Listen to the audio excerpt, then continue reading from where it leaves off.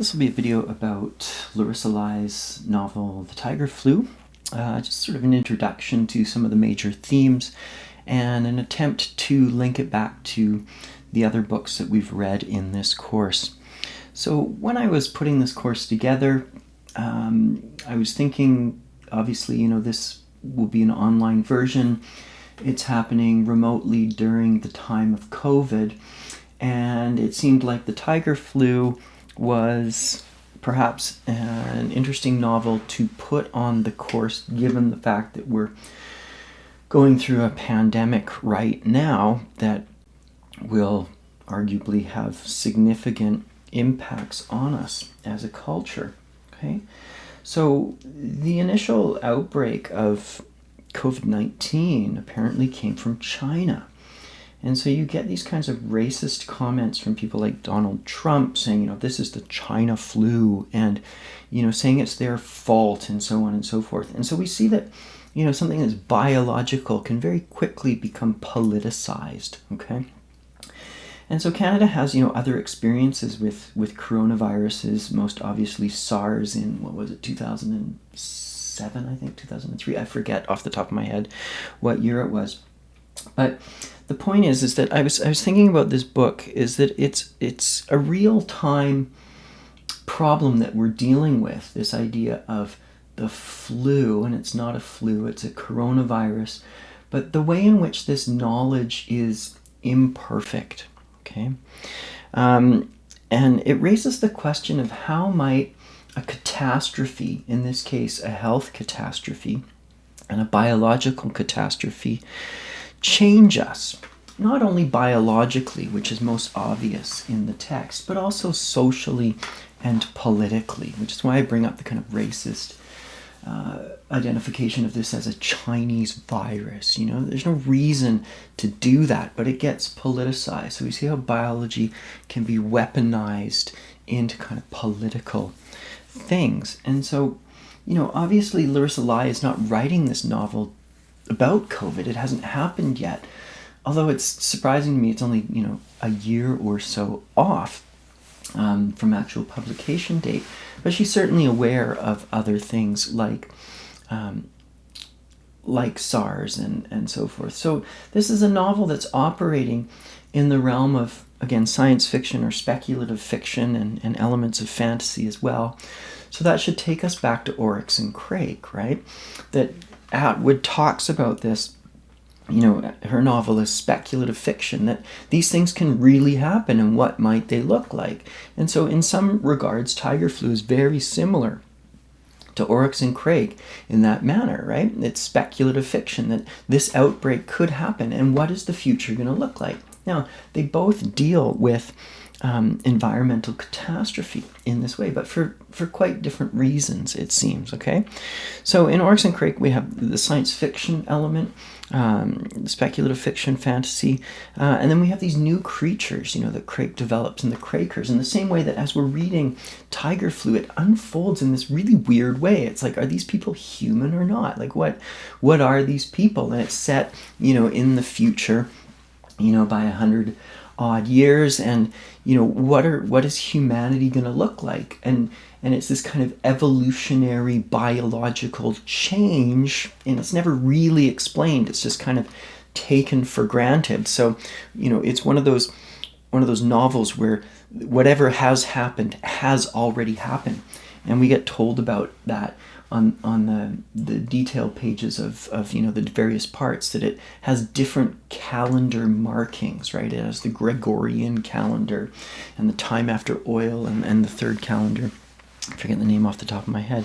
And so it raises questions about technology, not only in the sense of like computers and stuff, but biological technologies, that how did these changes happen? Now in Oryx and Crake, that techno-scientific element is very clearly there, but in the Tiger Flew, it's of a very different character. It's this really weird kind of biological, kind of genetic, meaty, gooey sort of technology. It's not microchips and straight lines. It's all organic, and it's much more grounded in the earthiness, okay?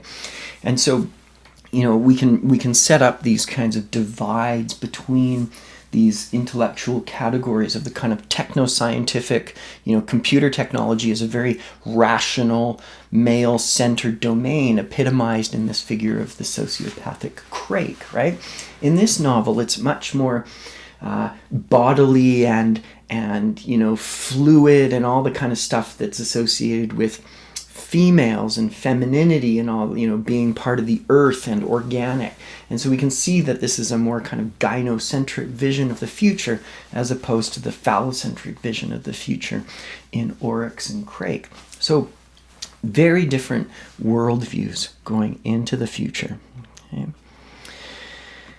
And so it's centered around some kind of environmental catastrophe. So again, Oryx and Craik is the unfolding of that catastrophe, but the tiger flu is the after catastrophe, which includes its own catastrophe towards the end of the novel. So there's a kind of doubling in the tiger flu. So in terms of Thomas King, we can read this in slightly different ways, that Thomas King is a much more kind of realist narrative. He's got some kind of dream sequences and some mythology going on, of course, but the actual story itself is grounded in realism. So it's very different from the narrative style of Tiger Flu. But nonetheless, there's these questions of the new species, right? We've got this sense of multiculturalism in Canada, right? This newness, the immigrants, right? And in Tiger Flu, you have these concentric rings, and they have these borders between them, and different people live, the Salties and the Gristies, and these different groupings, and how do they interact? And this raises questions, about the cross-pollination of, say, indigenous and settler and immigrant cultures. And there's this interesting confluence both in King and in Tiger Flu about how do these things function politically. So, we see that even in a kind of future world where in Oryx and Craik, Atwood writes them that they don't register racism, but here in Tiger Flu, we see that there very much is racism, between the men who have Tiger Flu and between the Gristies and the Salties and, the political factions, the UMK and stuff, that there's these, despite all the biological changes, those human elements of racism, which Craik so easily seems to program out, are very, very persistent human traits, and we can't get rid of them. And so where Atwood kind of problematically tries to erase those to indicate that they'll always be there, Lai kind of, foregrounds those to say, yeah, these aren't going anywhere. Okay? So we see that I'll be honest, I find Tiger Flu very confusing at certain points, trying to sort out the biological elements and, how things work. It's all very confusing. And so, in a sense, Lai is constructing her own future mythology of things, right? Which is relevant to King, because in King we saw that he was stitching together different mythologies, Christian mythologies and Greek and Roman mythologies and indigenous mythologies. And here Lai is kind of constructing a whole new mythology that's based seemingly on none of them. But of course there are traces, that at one point, they're reciting the Lord's Prayer, and it's been, the language has been changed. It's still reminiscent of the previous stuff, but it's been changed to fit the new time. So we see that there are still those influences, but in a very different context, and creating its own kind of stuff out of it. Okay, so we see how these mythologies, on the one hand, are very new, but on the other hand, they're growing out of the old ones, and so this raises evolutionary questions, biological questions, social and political questions about how we understand the knowledge that we have.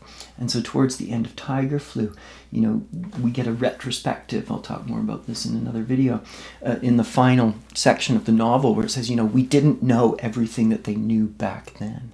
And so the sets of knowledge that we have will be different at different points in history.